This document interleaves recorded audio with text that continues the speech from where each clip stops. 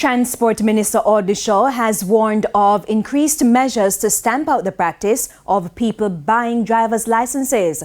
The Transport Minister says the illicit practice will not be allowed to continue, adding that it is placing lives at risk.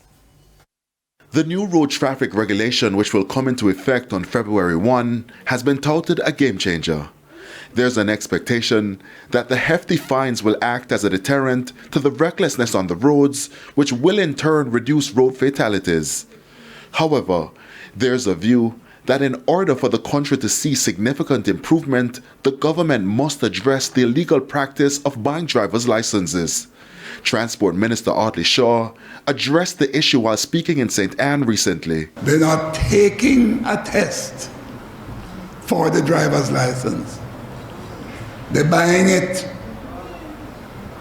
And as Minister of Transport and Mining, I am issuing a warning that it is going to end under my duty as Minister of Transport. Mr. Shaw did not provide a timeline for when this will be done, but he noted that lives are being put at risk due to the illicit practice. It is going to end, and this event and what you're doing here at York Castle High School will be part of the replacement for people buying their licenses.